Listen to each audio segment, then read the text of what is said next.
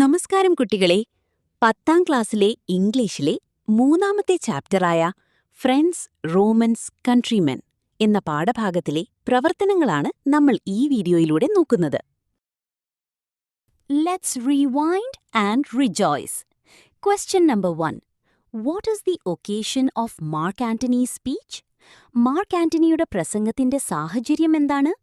Answer: Julius Caesar's funeral is the occasion of the speech. Julius സീസറുടെ ശവസംസ്കാര ചടങ്ങാണ് ഈ പ്രസംഗത്തിന്റെ സാഹചര്യം.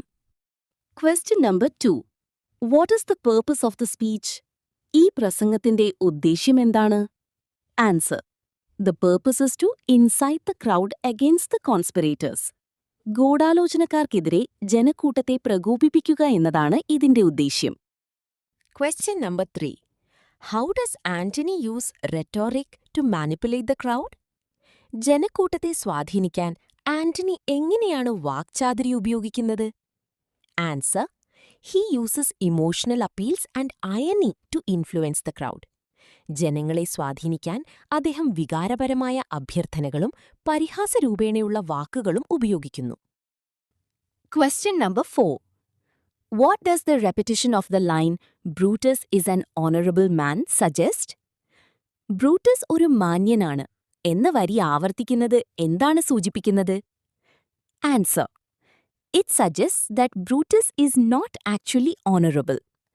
ബ്രൂട്ടസ് യഥാർത്ഥത്തിൽ മാന്യനല്ല എന്നാണ് ഈ വരിയുടെ ആവർത്തനം സൂചിപ്പിക്കുന്നത്. Question number 5. How does Mark Antony's speech reveal his own character and motives? ആന്റണിയുടെ പ്രസംഗം അദ്ദേഹത്തിന്റെ സ്വഭാവത്തെയും ലക്ഷ്യങ്ങളെയും എങ്ങനെ വെളിപ്പെടുത്തുന്നു? Answer: It shows he is a clever orator and loyal friend. അദ്ദേഹം സമർത്ഥനായ ഒരു പ്രസംഗകനും വിശ്വസ്തനായ സുഹൃത്തുമാണെന്ന് ഇത് വെളിപ്പെടുത്തുന്നു. Question number 6. What impact does Antony's speech have on the crowd? ആന്റണിയുടെ പ്രസംഗം ജനക്കൂട്ടത്തിൽ എന്ത് സ്വാധീനമാണ് ചെലുത്തിയത്? Answer: The crowd turns violent against the killers of Caesar. ജനക്കൂട്ടം സീസറുടെ കൊലപാതകികൾക്കെതിരെ അക്രമാസക്തരായി മാറി. Question number 7. What are the literary devices you notice in the speech? Mention any two. ഈ പ്രസംഗത്തിൽ ശ്രദ്ധിച്ച സാഹിത്യരൂപങ്ങൾ ഏവ? ഏതെങ്കിലും രണ്ടെണ്ണം പറയുക. Answer: Irony and repetition are two literary devices. പരിഹാസവും ആവർത്തനവുമാണ് ഇതിലെ രണ്ട് സാഹിത്യരൂപങ്ങൾ. Let us appreciate. Activity 1. What a beautiful day. Did you notice a mismatch between the image and the caption? Record your observation below. ചിത്രവും അതിന് നൽകിയിരിക്കുന്ന ക്യാപ്ഷനും തമ്മിലുള്ള പൊരുത്തക്കേട് നിങ്ങൾ ശ്രദ്ധിച്ചോ? നിങ്ങളുടെ നിരീക്ഷണം താഴെ കുറിക്കുക. Answer: Yes, there is a mismatch. The caption says, "What a beautiful day," but the image shows a man struggling in heavy rain and wind. അതെ, അവിടെ ഒരു പൊരുത്തക്കേടുണ്ട്. എന്ത് മനോഹരമായ ദിവസം എന്നാണ് ക്യാപ്ഷൻ പറയുന്നത്. എന്നാൽ ചിത്രത്തിൽ ഒരാൾ കഠിനമായ മഴയിലും കാറ്റിലും കഷ്ടപ്പെടുന്നതാണ് കാണുന്നത്. What is the idea conveyed in the line given below? And Brutus is an honorable man. താഴെ നൽകിയിരിക്കുന്ന വരിയിലൂടെ നൽകുന്ന ആശയം എന്താണ്? ബ്രൂട്ടസ് ഒരു മാന്യനാണ്. Answer: The line conveys irony. Antony uses this line to show that Brutus is not actually honorable. ഈ വരി ഒരു പരിഹാസമാണ് പ്രകടിപ്പിക്കുന്നത്. ബ്രൂട്ടസ് യഥാർത്ഥത്തിൽ ഒരു മാന്യനല്ല എന്ന് കാണിക്കാനാണ് ആന്റണി ഈ വരി ഉപയോഗിക്കുന്നത്. Apart from verbal irony, there are many other poetic devices in the speech which enhance its appeal. Pick out instances of the following from the speech. വാക്കുകളിലെ പരിഹാസം മാത്രമല്ല, പ്രസംഗത്തിന്റെ ആകർഷണം വർദ്ധിപ്പിക്കുന്ന മറ്റു പല കാവ്യസൗന്ദര്യ ഘടകങ്ങളും അതിലുണ്ട്. പ്രസംഗത്തിൽ നിന്ന് താഴെ പറയുന്നവയുടെ ഉദാഹരണങ്ങൾ കണ്ടെത്തുക. How do they enhance the effect of the speech? ഇവ പ്രസംഗത്തിന്റെ ആഘാതം എങ്ങനെയാണ് വർദ്ധിപ്പിക്കുന്നത്? Answer: They make the speech more emotional and persuasive. It helps to capture the attention of the crowd. അവ പ്രസംഗത്തെ കൂടുതൽ വികാരഭരിതവും ജനങ്ങളെ സ്വാധീനിക്കാൻ കഴിവുള്ളതുമാക്കി മാറ്റുന്നു. ജനക്കൂട്ടത്തിന്റെ ശ്രദ്ധ ആകർഷിക്കാൻ ഇത് സഹായിക്കുന്നു. Irony and repetition help to change the mindset of the people slowly. പരിഹാസവും ആവർത്തനവും ജനങ്ങളുടെ ചിന്താഗതിയെ പതുക്കെ മാറ്റാൻ സഹായിക്കുന്നു. Rhetorical questions force the people to think for themselves. Rhetorical ചോദ്യങ്ങൾ ജനങ്ങളെ സ്വന്തമായി ചിന്തിക്കാൻ പ്രേരിപ്പിക്കുന്നു. Metaphor and hyperbole create a strong visual impact. മെറ്റഫറും ഹൈപ്പബോളിയും മനസ്സിൽ ശക്തമായ ചിത്രങ്ങൾ രൂപപ്പെടുത്താൻ സഹായിക്കുന്നു. You may also write examples of your own. സാഹിത്യരൂപങ്ങൾക്ക് സ്വന്തമായ ഉദാഹരണങ്ങൾ കൂടി എഴുതുക. ഈ ചോദ്യത്തിന്റെ ബാക്കി ഒരു പട്ടിക പൂരിപ്പിക്കാൻ അടുത്ത പേജിലുണ്ട്. നമുക്ക് നോക്കാം. ഇതോരോന്നും എന്താണെന്ന് ഞാനൊന്ന് പറഞ്ഞുതരാം. ശേഷം ഞാനിവിടെ പൂരിപ്പിച്ചിട്ടുണ്ട്. നിങ്ങൾക്ക് നോക്കി എഴുതാം. റെപ്പറ്റീഷൻ. ഒരു വാക്കോ വാചകമോ ആവർത്തിച്ചു പറയുന്നത്. ഒരു കാര്യത്തിന് കൂടുതൽ പ്രാധാന്യം നൽകാൻ ഇത് സഹായിക്കുന്നു. മെറ്റഫർ. രണ്ട് വ്യത്യസ്ത കാര്യങ്ങളെ തമ്മിൽ നേരിട്ട് താരതമ്യം ചെയ്യുന്നത്. ഉദാഹരണത്തിന്, അവനൊരു പുലിയാണ്. അലിറ്ററേഷൻ. അടുത്തടുത്തു വരുന്ന വാക്കുകളുടെ ആദ്യ അക്ഷരമോ ശബ്ദമോ ഒന്നായി വരുന്നത്. ഇത് വരികൾക്കൊരു താളം നൽകുന്നു. അയേണി. നാം പറയുന്ന കാര്യത്തിന് നേരെ വിപരീതമായ അർത്ഥം ഉദ്ദേശിക്കുന്നത്. ഒരു തരം പരിഹാസം ഇതിലുണ്ടാകും. ഹൈപ്പർബോളി. ഒരു കാര്യത്തെ അമിതമായി പർവ്വതീകരിച്ച് അല്ലെങ്കിൽ അതിശയോക്തി കലർത്തി പറയുന്നത്. ഉദാഹരണത്തിന്, എനിക്കാനയോളം വിശപ്പുണ്ട്. Rhetorical question. ഉത്തരം പ്രതീക്ഷിക്കാതെ ആളുകളെ ചിന്തിപ്പിക്കാൻ വേണ്ടി മാത്രം ചോദിക്കുന്ന ചോദ്യങ്ങൾ.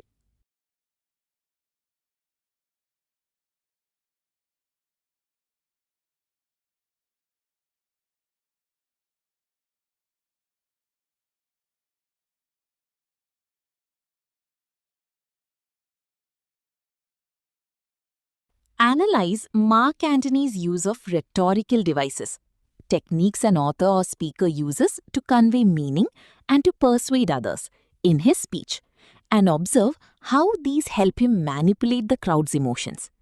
Now, prepare an appreciation of the speech. Mark Antony തന്റെ പ്രസംഗത്തിൽ ഉപയോഗിച്ച റെട്ടോറിക്കൽ ഉപാധികൾ. ഒരു എഴുത്തുകാരൻ അല്ലെങ്കിൽ പ്രസംഗകൻ ആശയം പ്രകടിപ്പിക്കാനും മറ്റുള്ളവരെ സ്വാധീനിക്കാനും ഉപയോഗിക്കുന്ന രീതികൾ വിശകലനം ചെയ്യുക. ഇവ ജനങ്ങളുടെ വികാരങ്ങളെ എങ്ങനെ സ്വാധീനിക്കുന്നുവെന്ന് നിരീക്ഷിക്കുക. തുടർന്ന് ആ പ്രസംഗത്തിന്റെ ഒരു ആസ്വാദനം തയ്യാറാക്കുക. കുട്ടികളെ അപ്രീസിയേഷൻ ഞാനിവിടെ കാണിച്ചിട്ടുണ്ട്. കൂടെ അർത്ഥവുമുണ്ട്.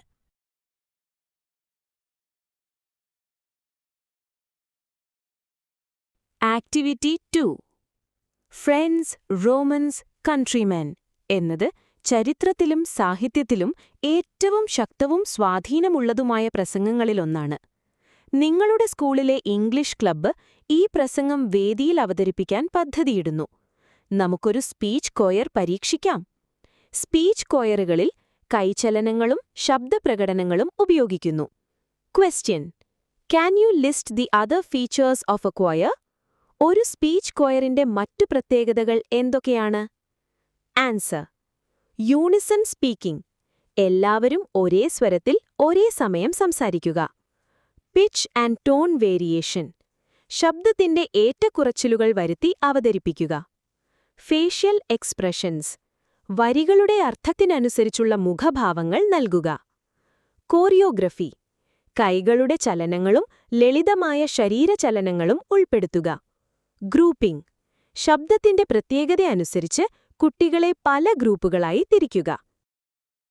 Let's watch the video of the well-known speech I Have a Dream by Martin Luther King Jr. Martin Luther king junior നടത്തിയ പ്രശസ്തമായ ഐ ഹാവ് എ ഡ്രീം എന്ന പ്രസംഗത്തിന്റെ വീഡിയോ നമുക്ക് കാണാം. കുട്ടികളെ, ഈ ഭാഗം നിങ്ങൾ വായിക്കുക. നമുക്ക് ചോദ്യം വായിക്കാം. Note your observations on the following features of the speech. അർത്ഥം: പ്രസംഗത്തിന്റെ താഴെ പറയുന്ന പ്രത്യേകതകളെക്കുറിച്ചുള്ള നിങ്ങളുടെ നിരീക്ഷണങ്ങൾ രേഖപ്പെടുത്തുക. Answer: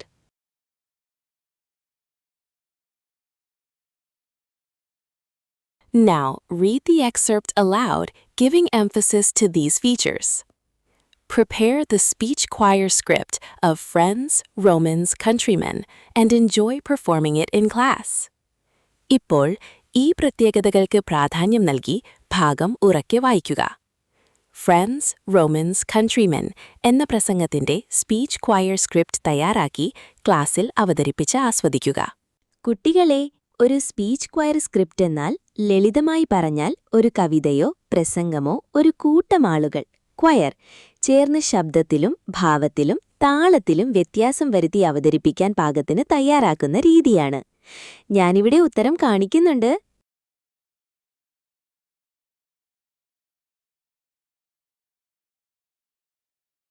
Let's play with words. Activity 1. Read the given sentence carefully. I had long been racking my brains for some way of showing him my gratitude. നൽകിയിരിക്കുന്ന വാക്യം ശ്രദ്ധാപൂർവം വായിക്കുക.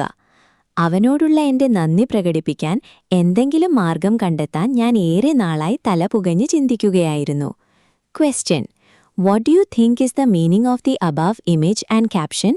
മുകളിലുള്ള ചിത്രത്തിന്റെയും അടിക്കുറിപ്പിന്റെയും അർത്ഥം എന്താണെന്ന് നിങ്ങൾ കരുതുന്നു? Answer. Racking my brains, it means thinking very hard to find a solution or an idea. Racking my brains എന്നാൽ ഒരു പരിഹാരമോ ആശയമോ കണ്ടെത്താൻ കഠിനമായി ചിന്തിക്കുക എന്നാണ് അർത്ഥം. The picture gives you an idea about the meaning of the idiomatic expression, rack one's brains. It means to make a great effort to think of or remember something. Guess the idiom? Rack one's brains എന്ന ശൈലിയുടെ അർത്ഥത്തെക്കുറിച്ച് ചിത്രം നിങ്ങൾക്കൊരു ധാരണ നൽകുന്നു. എന്തെങ്കിലും ആലോചിച്ചെടുക്കാനോ ഓർത്തെടുക്കാനോ കഠിനമായി പരിശ്രമിക്കുക എന്നാണ് ഇതിനർത്ഥം. ചിത്രത്തിൽ കാണുന്ന മഴയുമായി ബന്ധപ്പെട്ട ശൈലി കണ്ടെത്തുക. Answer. Raining cats and dogs. It means raining very heavily. കഠിനമായി മഴ പെയ്യുക എന്നാണ് ഇതിനർത്ഥം. Can you now visualize the following idioms and make sentences with each of them? താഴെ പറയുന്ന ശൈലികൾ, idioms, ഭാവനയിൽ കാണാനും അവ ഓരോന്നും ഉപയോഗിച്ച് വാചകങ്ങൾ നിർമ്മിക്കാനും നിങ്ങൾക്ക് കഴിയുമോ? Answer.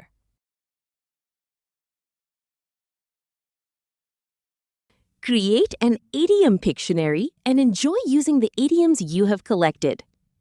നിങ്ങൾ ശേഖരിച്ച ശൈലികൾ idioms ഉപയോഗിച്ച് ഒരു idiom Pictionary തയ്യാറാക്കുക. Answer. Activity 2. കുട്ടികളെ, ഈ ചോദ്യം മുഴുവൻ ഞാൻ വായിക്കുന്നില്ല, ഞാൻ നിങ്ങൾക്ക് മനസ്സിലാക്കി തരാം. നോക്ടേൺ, രാത്രിയുടെ ശാന്തതയെ സൂചിപ്പിക്കുന്ന പിയാനോ സംഗീതമാണിത്. സംഗീതം നമ്മുടെ ഉള്ളിൽ പലതരം വികാരങ്ങൾ ഉണ്ടാക്കാറുണ്ട്. നിങ്ങളിപ്പോൾ കേട്ട ആ നോക്ടേൺ, അതായത് ഷോപ്പിന്റെ നോക്ടേൺ ഇൻ സി ഷാർപ്പ് മൈനർ എന്ന സംഗീതം കേൾക്കുമ്പോൾ സംഗീതം നിങ്ങളുടെ മനസ്സിൽ എന്തെങ്കിലും പഴയ ഓർമ്മകളോ ചിന്തകളോ കൊണ്ടുവന്നോ? ഉണ്ടെങ്കിൽ അതിനെക്കുറിച്ച് കുറച്ച് വരികൾ അവിടെ എഴുതുക. ഞാൻ എന്റെ രീതിയിലുള്ള ഒരു ആൻസർ എവിടെ നൽകുന്നു, നിങ്ങൾക്കിഷ്ടമുള്ള രീതിയിൽ എഴുതാം. Listening to the nocturne makes me feel very calm and peaceful. It feels like a cool breeze on a quiet night. ഈ സംഗീതം കേൾക്കുമ്പോൾ എനിക്ക് വളരെ ശാന്തത അനുഭവപ്പെടുന്നു. ഒരു നിശബ്ദമായ രാത്രിയിലെ കുളിർ കാറ്റുപോലെ ഇത് തോന്നിക്കുന്നു. Activity 3. Pelayo also set up a rabbit warren. Guess the meaning of the above sentence? പെലായോ മുയലുകളെ വളർത്താൻ ഒരു മുയൽക്കൂടൊരുക്കി. മുകളിലെ വാക്യത്തിന്റെ അർത്ഥം കണ്ടെത്തുക. ആൻസർ. കുട്ടികളെ, ഇവിടെ സെറ്റപ്പ് എന്ന ഫ്രേസൽ വേർബിന്റെ അർത്ഥം സ്ഥാപിക്കുക അല്ലെങ്കിൽ നിർമ്മിക്കുക, ടു എസ്റ്റാബ്ലിഷ് ഓർ ബിൽഡ് എന്നാണ്. The sentence means that Pelayo built or established a place for rabbits to live. പെലായോ മുയലുകൾ താമസിക്കാൻ ഒരു സ്ഥലം നിർമ്മിച്ചു അല്ലെങ്കിൽ ഒരുക്കി എന്നാണ് ഈ വാക്യത്തിന്റെ അർത്ഥം. A. Match the phrasal verbs with their meaning. Phrasal വേർബുകളെ അവയുടെ അർത്ഥങ്ങളുമായി പൊരുത്തപ്പെടുത്തി എഴുതുക.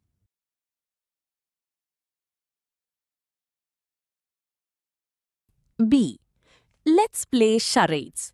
നമുക്ക് അഭിനയിച്ച് കാണിക്കാം. ഈ ഭാഗം ഫ്രേസൽ വേർബുകൾ പഠിക്കാൻ വേണ്ടിയുള്ള ഒരു അഭിനയ കളിയാണ്. C. Fill in the blanks with appropriate phrasal verbs, choosing from those given in the box. ബോക്സിൽ നൽകിയിരിക്കുന്നവയിൽ നിന്ന് അനുയോജ്യമായ ഫ്രേസൽ വേർബുകൾ തെരഞ്ഞെടുത്ത് വിടവുകൾ പൂരിപ്പിക്കുക. Answer. Let's analyse. You should hide in the loft. നീ മട്ടുപാവിലെ മുറിയിൽ ഒളിക്കണം. You must hang on. Do you hear? നീ പിടിച്ചു നിൽക്കണം, കേൾക്കുന്നുണ്ടോ? Look at the use of should and must in the above statements. What do you think the words convey? മുകളിലെ വാക്യങ്ങളിൽ should, എമ്മിൽ must എന്നിവയുടെ ഉപയോഗം ശ്രദ്ധിക്കുക. ഈ വാക്കുകൾ എന്താണ് അർത്ഥമാക്കുന്നത് എന്നാണ് നിങ്ങൾ കരുതുന്നത്? The word should is used to give a suggestion or advice. The word must is used to express a strong necessity or obligation. Should എന്ന വാക്ക് ഒരു നിർദ്ദേശമോ ഉപദേശമോ നൽകാൻ ഉപയോഗിക്കുന്നു. Must എന്ന വാക്ക് ശക്തമായ ആവശ്യകതയെയോ നിർബന്ധത്തെയോ സൂചിപ്പിക്കുന്നു. B. Now, how would you advise the pianist given his situation? You should not, must and must not. ഇപ്പോഴത്തെ സാഹചര്യം കണക്കിലെടുത്ത് നിങ്ങൾ എങ്ങനെയായിരിക്കും പിയാനിസ്റ്റിന് ഉപദേശം നൽകുക? should not, must not എന്നിവ ഉപയോഗിക്കുക. Answer: You must find a safe place to hide. നീ ഒളിക്കാൻ സുരക്ഷിതമായ ഒരു സ്ഥലം കണ്ടെത്തണം. You should be very careful while moving. നീ പുറത്തിറങ്ങുമ്പോൾ വളരെ ശ്രദ്ധിക്കണം. You must not make any noise. നീ യാതൊരു ശബ്ദവും ഉണ്ടാക്കാൻ പാടില്ല. You should not go outside during the daytime. നീ പകൽ സമയത്ത് പുറത്തു പോകരുത്. See, read this conversation between the German officer and the pianist. Now, pick out the statements from the conversation above that denote the following functions. മുകളിലെ സംഭാഷണത്തിൽ നിന്ന് താഴെ പറയുന്ന പ്രവർത്തനങ്ങളെ സൂചിപ്പിക്കുന്ന വാക്യങ്ങൾ കണ്ടെത്തുക.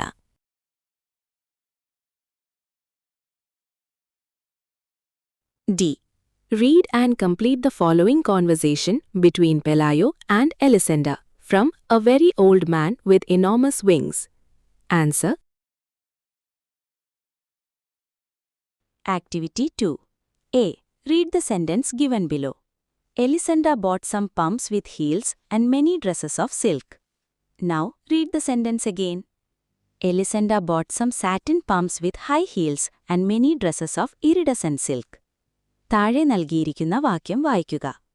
എലിസെൻഡ ഹീൽസുള്ള ചില ചെരുപ്പുകളും നിരവധി സിൽക്ക് വസ്ത്രങ്ങളും വാങ്ങി. ഇപ്പോൾ വാക്യം വീണ്ടും വായിക്കുക. എലിസെൻഡ ഉയർന്ന ഹീൽസുള്ള സാറ്റിൻ ചെരുപ്പുകളും തിളങ്ങുന്ന സിൽക്ക് വസ്ത്രങ്ങളും വാങ്ങി. Question. What changes do you notice in the second sentence? രണ്ടാമത്തെ വാക്യത്തിൽ നിങ്ങൾ എന്തു മാറ്റങ്ങളാണ് ശ്രദ്ധിക്കുന്നത്? Answer. In the second sentence, some describing words, adjectives, are added before the nouns. Words like satin, high, and iridescent provide more specific details and a clearer picture of the objects. രണ്ടാമത്തെ വാക്യത്തിൽ നാമവിശേഷണങ്ങൾ, adjectives, ചേർത്തിരിക്കുന്നു. Satin, high, ഇറിഡസെന്റ് തുടങ്ങിയ വാക്കുകൾ ഉപയോഗിച്ചതിലൂടെ വസ്തുക്കളെക്കുറിച്ച് കൂടുതൽ വ്യക്തമായ വിവരങ്ങൾ ലഭിക്കുന്നു. Given below are a few phrases from the story. Underline the words similar to the ones in the above example. കഥയിൽ നിന്നുള്ള ചില വാക്യഭാഗങ്ങൾ താഴെ നൽകിയിരിക്കുന്നു.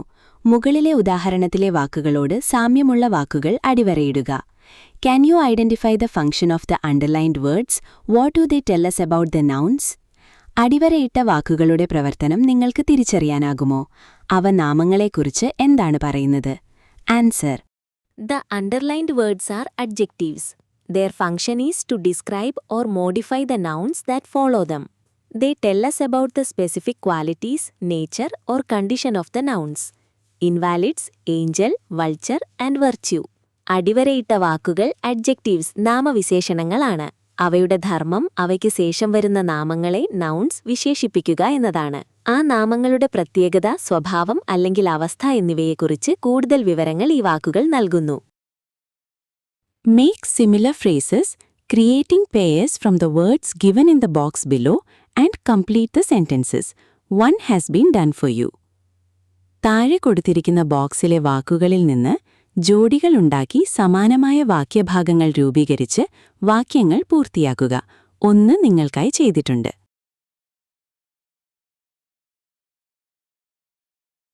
You might have visited a picnic spot recently. Describe your experience. What made the trip memorable?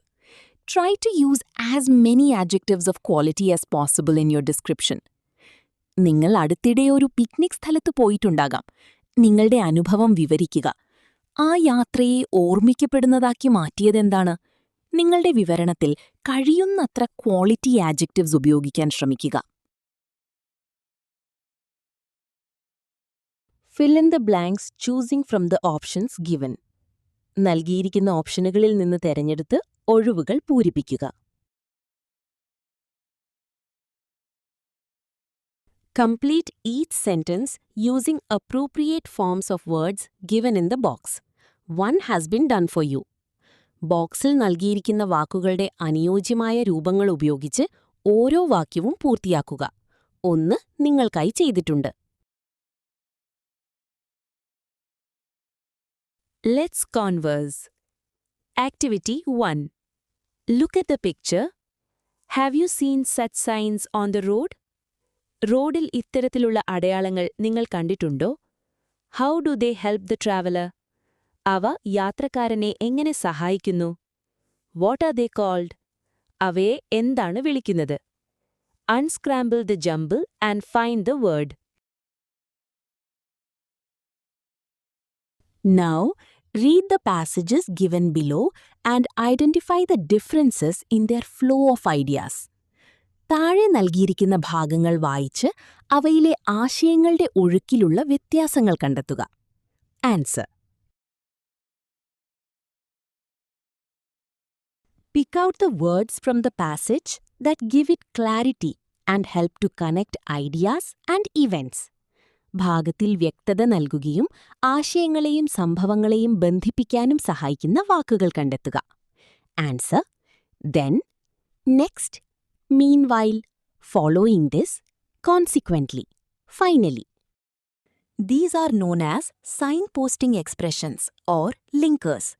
ഇവയെ signposting expressions അഥവാ linkers എന്ന് വിളിക്കുന്നു. Now, compare the flow of ideas in passage A and passage B. ഇപ്പോൾ passage എയിലെയും passage ബിയിലെയും ആശയങ്ങളുടെ ഒഴുക്ക് താരതമ്യം ചെയ്യുക. How does the use of linkers in passage B improve the coherence and flow of information? Passage ബിയിൽ linkers ഉപയോഗിച്ചതിലൂടെ വിവരങ്ങളുടെ ബന്ധവും ഒഴുക്കും എങ്ങനെ മെച്ചപ്പെടുന്നു? Answer. Match the linkers to their functions in the following table. താഴെ നൽകിയിരിക്കുന്ന പട്ടികയിൽ ലിങ്കേഴ്സിനെ അവയുടെ പ്രവർത്തനങ്ങളുമായി പൊരുത്തപ്പെടുത്തുക.